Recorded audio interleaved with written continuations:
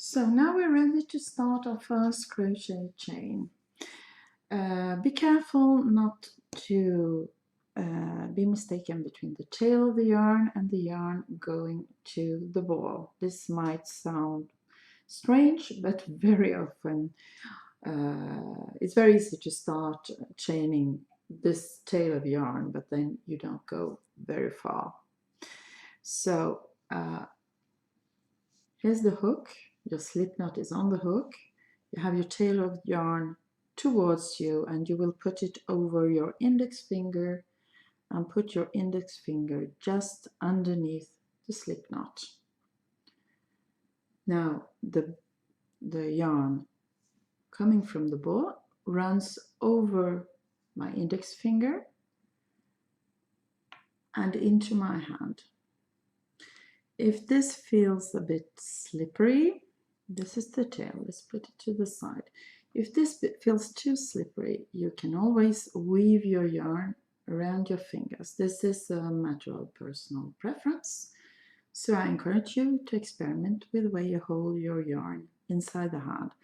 But the important thing is that your yarn runs over your index finger and then it's held by your hand. Okay. Next step that's very important is that your thumb is going to pinch this slip knot against your index finger. This means that the slip knot can't go anywhere, it cannot slide on your yarn again, and this means that this loop is going to stay the same size. That's important. Now let's see how we go fetch our yarns. The hook is toward me. I go under the yarn. So as you can see, the yarn runs behind the hook and over to the front. It has to be in that direction. And then I will simply hook my yarn and slide it through the loop that was already on the hook. And now I have made my first chain. Very important next step, put your thumb on the stitch just made before you do anything else and pinch it. This is going to stop this stitch from changing size, and also this loop is going to be much more manageable. So I put my hook under my yarn.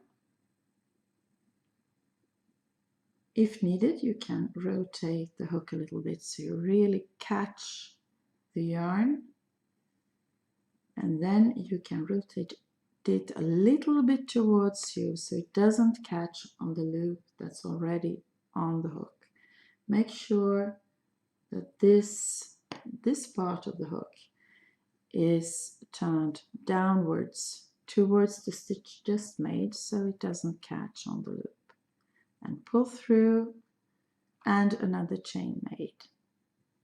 Pinch again just beneath your loop so this new stitch stays the same size. Go fetch your yarn,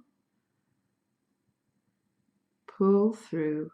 If needed, you turn your hook so you only catch on the new yarn. 3 stitches made. You will continue like this, always pinching the chain just made and working as slowly as you need to catch your yarn, slightly turn your hook so it doesn't catch on the loop and pull it through. Oops.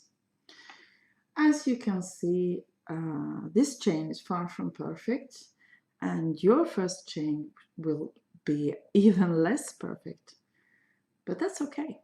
It will be more and more regular as you proceed.